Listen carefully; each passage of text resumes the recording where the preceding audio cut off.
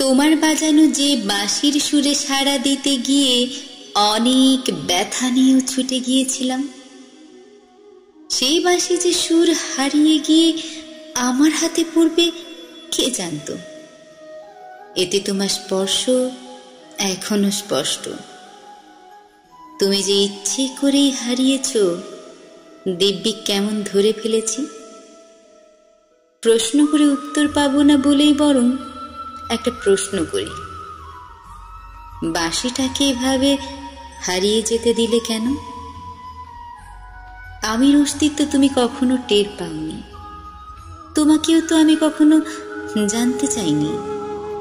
শুধু তোমার পাশে থেকে বুক ভরে শান্তি নিয়েছি, আর নিজের চুলের আড়াল থেকে দেখেছি তোমার শান্ত ঠোঁটের পাশে থাকা বাঁশিটাকে।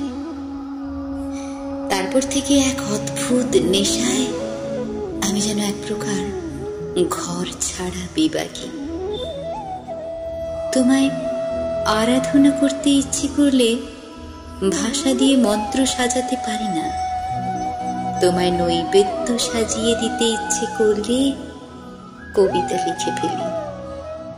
শুধু তোমায় দেখব বলে আকাশের দিকে চেয়ে তারা খুঁজি, কেবল তোমার বাঁশি শুনবো বলে কত রাত জেগে আলোর আলপনা দিই।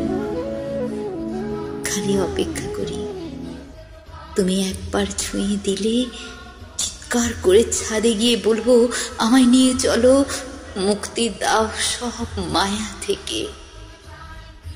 আমায় দিয়ে একটা আনন্দের গান লিখিয়ে দাও। আমার গোটা তুমি চাই না, শুধু একবার ভালোবেসে ছুঁয়ে দাও। বাঁশিটা কেন হারিয়ে দিলে? বাঁশিটা ফেরত নিয়ে বরং আমার প্রাণ নাও, তবু সুর দাও। আমার কোনো পূর্ণিমার জ্যোৎস্নায়